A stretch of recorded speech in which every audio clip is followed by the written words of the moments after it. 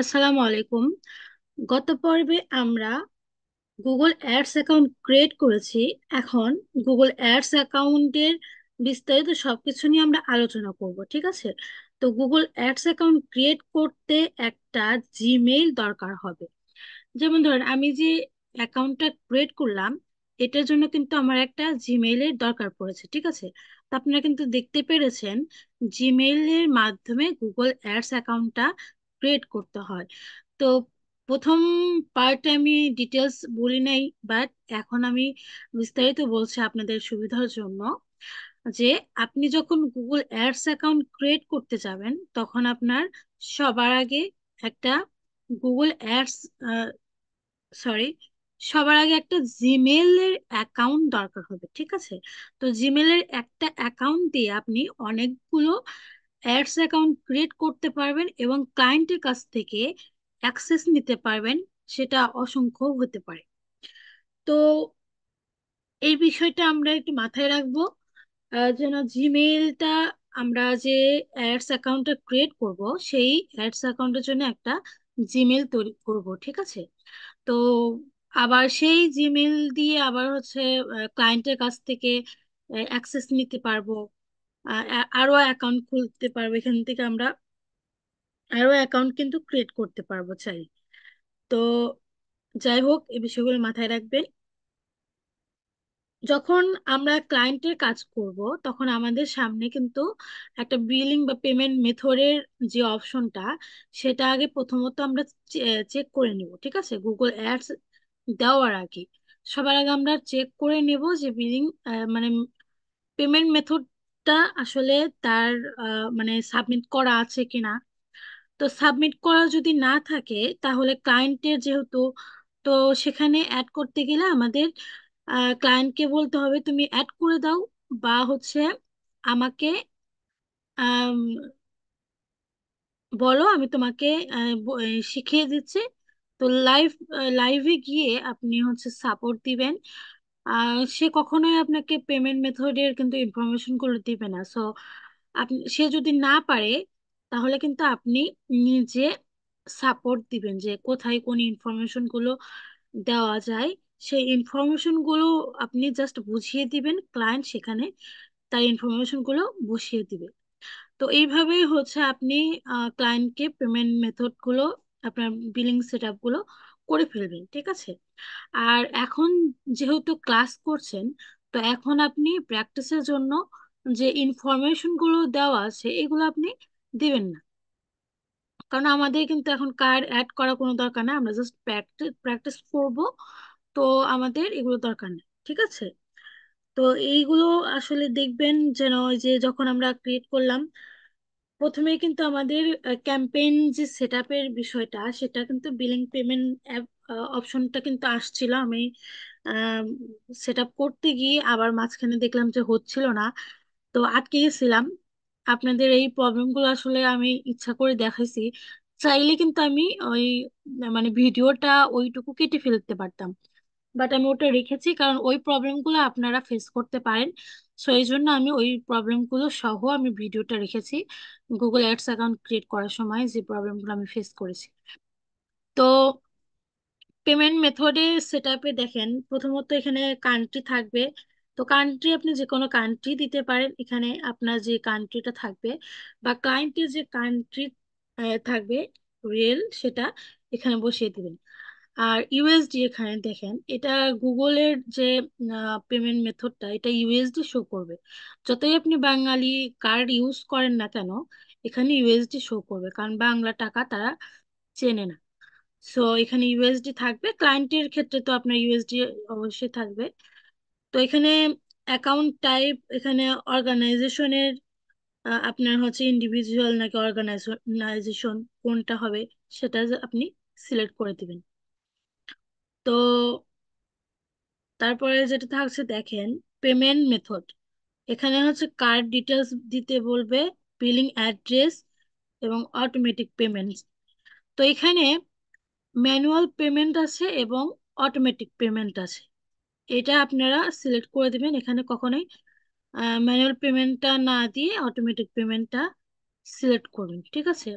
তারপরে যে tax information গুলো আছে এগুলো আসলে আপনারা, ক্লায়েন্ট যদি আপনাকে আহ, মানে এই সিস্টেম গুলো সে যদি না পারে, কারণ এখনকার ক্লায়েন্টরা কিন্তু এই বিলিং সেট আপটা কিন্তু নিজেরাই দিয়ে থাকে, ঠিক আছে। তো আমি যতগুলো কাজ করেছি সবগুলোরই দেখেছি যে তারা নিজেরাই এই পেমেন্ট সেট আপটা তারা নিজেরাই দিয়ে থাকে। তো যদি না দিতে পারে, দেখা যায় যে অনেকে আছে কিছুই জানে না, তো সেগুলো আপনারা দিয়ে দিতে পারবেন, সমস্যা নাই। শিখাই দিবেন, আপনার লাইফ সাপোর্টে গিয়ে শেখাই দিবেন, সে নিজে নিজে দিবে। আপনাকে কখনোই তার বিলিং সেট আপের যে আপনার পেমেন্ট মেথডের সবকিছু কিন্তু আপনাকে ইনফরমেশন গুলো দিবে না। সো এই বিষয়গুলো মাথায় রাখবেন। তো এটা গেল হচ্ছে আমাদের বিলিং ইনফরমেশন গুলো সেট আপ করার। তো এইগুলো একটু ভালোভাবে যখন সেট আপ করবেন, তখন এই সেট আপ গুলো পড়ে পড়ে নিয়ে সেই সেট আপ গুলো দিয়ে দিবেন, ঠিক আছে। তো বিলিং সেট আপ গুলো আমাদের যেহেতু এখন দরকার নেই, তো আমরা এটা এখন আহ, চলে যাই।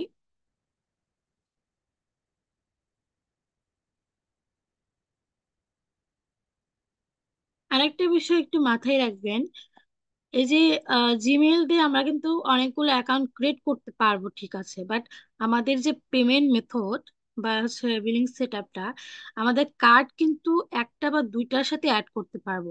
বাট অনেকগুলো অ্যাকাউন্টের সাথে যদি অ্যাড করে আপনাদের অ্যাকাউন্ট কিন্তু সাসপেন্ড করে দিবে বা হচ্ছে ব্যান করে দিবে। সো একটা অ্যাকাউন্ট যদি, একটা কার্ড যদি আপনি অনেকগুলো অ্যাকাউন্টের সাথে অ্যাড করেন, তখন তারা মনে করবে ফেক বা হচ্ছে স্ক্যামার, ঠিক আছে। সো ওগুলো আপনি মাথায় রাখবেন যেন একটা কার্ড অতিরিক্ত অ্যাকাউন্টের সাথে অ্যাড না করেন, সেটা হোক আপনার ক্লায়েন্টের, আবার সেটা হোক আপনার পার্সোনালি। তো তারপরে এখন আমরা আরেকটা বিষয় জানবো এখানে। তো এই যে এখানে দেখতে পাচ্ছেন যে গুগল অ্যাডস অ্যাকাউন্ট এখানে কিন্তু লেখা আছে, ঠিক আছে, কিন্তু এখানে কোনো রিয়েল নেম নেই। তো আমি চাচ্ছি এই নেমটা চেঞ্জ করতে। এখন আমার অনেকগুলো অ্যাকাউন্ট আছে, বাট আমি বুঝতে পারছি না যে কোনটা কোন অ্যাকাউন্ট, ঠিক আছে। এখন আমার একটা অ্যাকাউন্ট শো করছে ঠিকই, বাট আমি যখন ক্লায়েন্টের অ্যাক্সেস নিব, অনেকগুলো ক্লায়েন্টের অ্যাক্সেস নিব, তখন কিন্তু আমার মানে সবকিছু উলটপালট হয়ে যাবে যে কোনটা কোন ক্লায়েন্টের অ্যাকাউন্ট। তো সেক্ষেত্রে আমাদের সুবিধার জন্য এই নামটা আমরা চেঞ্জ করতে পারি। তো এই নামটা চেঞ্জ করতে হলে প্রথমে আমাদের যে অ্যাডমিন আছে এখানে গিয়ে হচ্ছে প্রিফারেন্স, এখানে যাব। আচ্ছা, এখানে নিউ ভার্সন অ্যাভেলেবল আছে, but reload Google ads to continue, এখানে রিলোড দিতে বলছে। তো আচ্ছা, সমস্যা নেই, আমরা নিউ ভার্সনটা আমরা ইউজ করছি কিন্তু। তো এটাতে আমরা কনভার্ট করব কিভাবে, এটাও আমরা শিখবো আস্তে আস্তে। তো এই যে এখানে দেখতে পাচ্ছেন অ্যাকাউন্ট নেম, এখানে জাস্ট আমরা ক্লিক করব। তো এখানে অ্যাকাউন্ট নেম যদি দেই, তাহলে আমরা জাস্ট এখানে কি নাম দিব, এখানে আমাদের নাম দেই, একটা শর্ট করে একটা নাম দিই, আমার নামটি দিই। আপনি যে ক্লায়েন্টের নাম, যে ক্লায়েন্টের কাজ করবেন, সেই ক্লায়েন্টের নামটা এখানে বসিয়ে দিবেন। তো এখানে যে সেভের অপশনটা আছে দেখেন, সেভ করে দিবেন।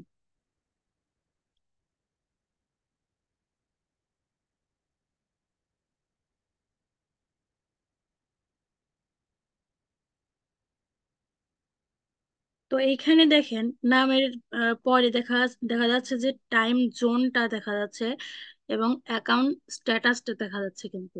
তো অ্যাকাউন্ট স্ট্যাটাসটা আমরা অ্যাক্টিভ আছি, তো এটা দেখাচ্ছে। এখানে দেখেন ডাটা প্রোটেকশন কন্টাক্ট এখানে আছে, কন্টাক্ট ইনফরমেশন গুলো অ্যাড করতে বলছে, এখানে নান দেওয়া আছে। সো পুলিশ সাসপেনশন প্রসিডিউর, এখানে আপনি Google ads policy suspension procedure গুলো এখানে আপনি পড়তে পারবেন, ঠিক আছে। তো এই বিষয়গুলো আপনারা একটু দেখবেন যে এখানে display language and number format, তো এখানে সবকিছু দেওয়া আছে। তো এই ছিল আজকের পার্টটা। আচ্ছা, আমরা আরেকটু দেখি, এটা কনফার্ম হলে আমরা দেখে আমরা শেষ করে ফেলি। সরি, অন্য জায়গায় ক্লিক হয়ে গেল।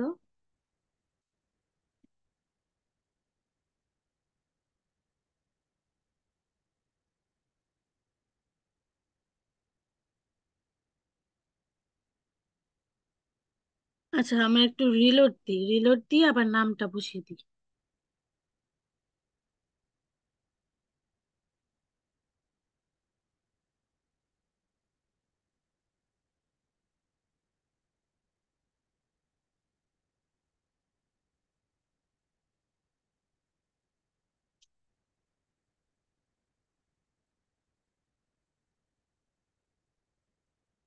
তোমরা এখানে ইউর অ্যাকাউন্ট ইজ অ্যাক্টিভ দেখাচ্ছে, তো এখানে আমরা নামটা আবার বসিয়ে দিই। তখন রিলোড দিতে বলছিল। তো আচ্ছা, আমাদের নামটা কিন্তু নিয়ে নিয়েছে, ঠিক আছে। তো এখন আমরা একটু আবার রিলোড দিয়ে দেখবো আমাদের নামটা আসলে হয়ে অ্যাড হয়েছে কিনা।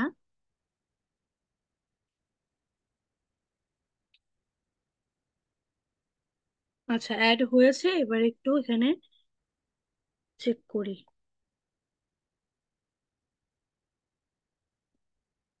এখানে কিন্তু দেখা যাচ্ছে অ্যাড হয়েছে, ঠিক আছে।